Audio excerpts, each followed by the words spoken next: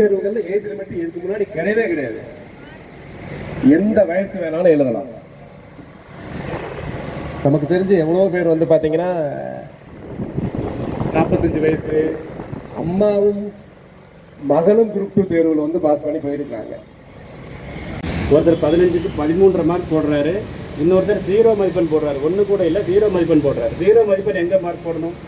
ஒன்றுமே எழுதலைன்னா 0 போடணும். பேப்பர் வாங்கி பார்த்தோம் அப்படின்னா அந்தளவுக்கு ரொம்ப நல்லா எழுதியிருக்கிறாங்க. டிஎன்பிஎஸ்சி தான் அவருடைய இணையதளத்தில் 500 ரூபா கொடுத்து பேப்பரை டவுன்லோட் பண்ணியிருக்கோம். அதிகாரிகளை சந்தித்துக் கொண்டிருக்கிறேன். ஏன் கடந்த மாதம் டிஎன்பிஎஸ்சி சேர்மன் சகோதரர் பிரபாகரன் அவர்களை நான் சந்தித்திருக்கிறேன். அவளை எளிதாக சந்திச்சிட முடியாது.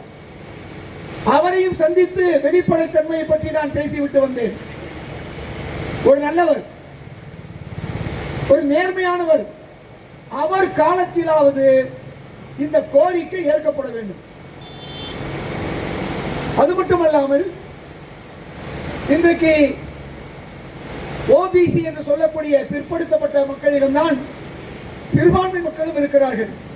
கடந்த தேர்தலிலே தலைவர் கலைஞர் இருக்கும் போது கூட 60 விழுக்காடு தான் சிறுபான்மை மக்கள் வாக்களித்தார்கள். ஆனால் இன்றைய முதல்வர் மாண்புமிகு ஸ்டாலின் அவருடைய தலைமைக்கு வலு சேர்க்கும் விதமாக முழுமையான 100க்கு 100 சிறுபான்மையர்கள் வாக்களித்திருக்கிறார்கள். ஆக இந்த ஆட்சியுடைய வெற்றிக்கு காரணமாக சிறுபான்மையினர் இருக்கிறார்கள். அந்த சிறுபான்மையினர்களிலே அவர்களுக்கு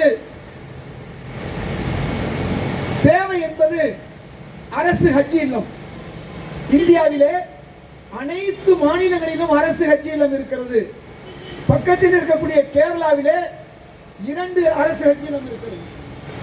ஆக சிறுபான்மைகளுக்காகவும் இந்த கோரிக்கை. அதே போன்று தலைவர் கலைஞர் இருக்கும் பொழுது மதுரையிலே ஒரு வக்ஃப் போர்டு கல்லூரியை கொண்டு வந்தார். அந்த ஒரு கல்லூரிக்கு பிறகு எந்த கல்லூரியும் வரவில்லை.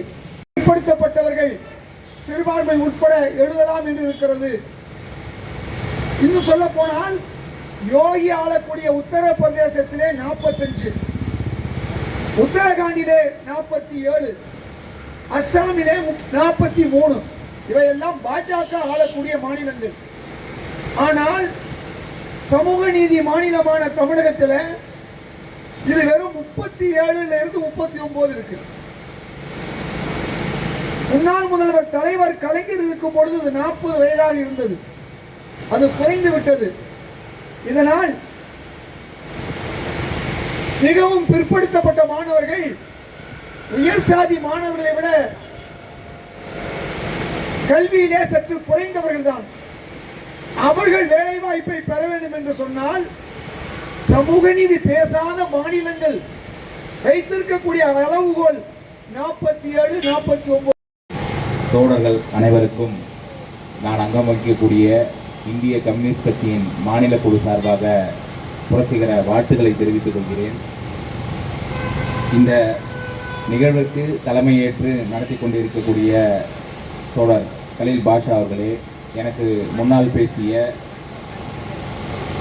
திரு ராஜபூபதி அவர்களே, நடராஜ் அவர்களே, எனக்கு பின்னால் இந்த கோரிக்கைகள் குறித்து விளக்கமாகவும் அரசுக்கு பரிந்துரைகள் மனுக்கள் கொடுக்கும் விதமாகவும் பேச உள்ள ஐயா இதயத்துல்லா அவர்களே,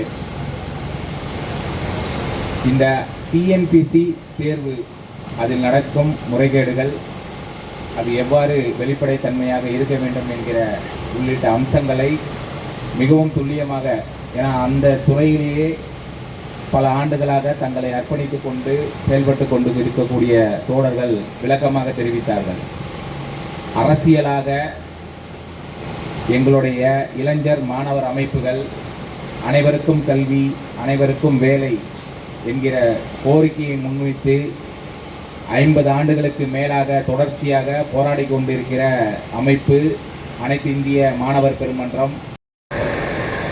இப்போ டிஎன்பிஎஸ்சி, டிஆர்பி, டிஎன்யூஎஸ்ஆர்பி நிறைய போர்டு இருக்குது, நிறைய வேலை கொடுக்குறாங்க.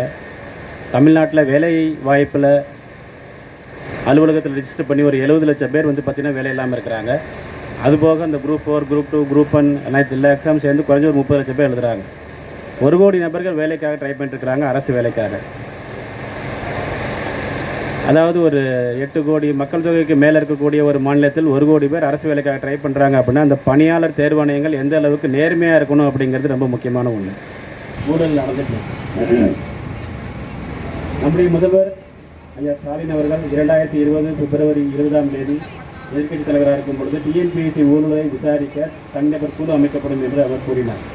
அந்த தனிநபர் குழுவை அமைக்கக்கூடிய சரியான நேரம் இந்த நேரம் என்று நான் நினைக்கிறேன். ஏனென்றால் சமீபத்தில் ஒரு குரூப் 2 தேர்வு முடிவு வெளிவந்தது. அந்த குரூப் 2 தேர்வு முடிவு வந்து பார்த்திங்க அப்படின்னா உலகத்தில் இருக்கிற எந்த தேர்வாணையும் அந்த தேர்வாணையம் மாதிரி ரொம்ப கேவலமான முறையில் ஒரு பேப்பர் திருத்திருக்க மாட்டாங்க. எல்லாருக்கும் ஒரு மெயின் எக்ஸாமினேஷன் ஒரு 50,000 பேர் எழுதுகிறாங்க. ஒவ்வொரு பேப்பரும் 100 பக்கம் இருக்குது. 50,000 பேப்பர் திருத்துறதுக்கு 2 மாதம் ஆகும், அதுக்கு மேலே ஆகாது. குரூப் 2 தேர்வில் உள்ள எந்த போஸ்ட்டுக்கு வந்து ஏஜ் லிமிட், அதே மாதிரி வந்து பார்த்தீங்கன்னா ஏசிஎல்னு ஒரு post, assistant commissioner of labour. இதற்கு வந்து பார்த்தீங்கன்னா வயது உச்ச வயது வரம்பு இல்லாமல் இருந்தது. இப்போ அதுக்கு வந்து பார்த்தீங்கன்னா குரூப் 1ல கொண்டு வந்ததுனால உச்ச வயது வரம்பு வந்துடும். அடுத்து ரொம்ப முக்கியமானது வந்து பார்த்தீங்கன்னா இந்த paper, descriptive paper, especially group 1 group 2ல வந்து மெயின்ஸ்னு ஒரு தேர்வு இருக்கும். அதில் வந்து டெஸ்கிரிப்டிவ் விரிவான விடையளிக்க வேண்டும். அந்த திருத்தல்ல நிறைய குளறுபடிகள் நடக்குது. சரியாக மதிப்பெண்கள் வழங்கப்படுவதில்லை. அது நம்ம நிறைய ஆர்டிஐல பார்த்துருக்கோம். நான் ஏற்கனவே சொல்லியிருக்கேன், ஆர்டிஐ வந்து நீங்க தேர்வர்கள் 500 ரூபாய் கட்டி அந்த அவங்களோட பேப்பர் வாங்குறோம். ஆனா 500 ரூபாய் கட்டி பேப்பரை வாங்குனீங்கன்னா என்ன கிடைக்கும் அப்படின்னா மன உளைச்சல் தான் கிடைக்கும். பேப்பர் வந்து அந்த அளவுக்கு மட்டமாக வந்து எவாலுவேட் பண்ணியிருக்கிறாங்க.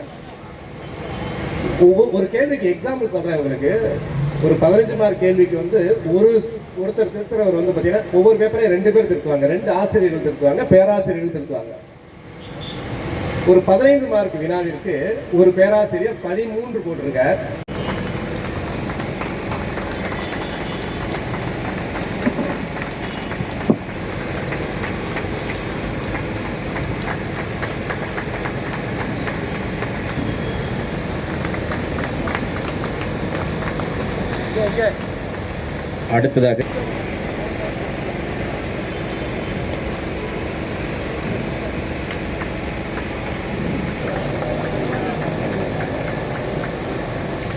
அடுத்ததாக ராஜா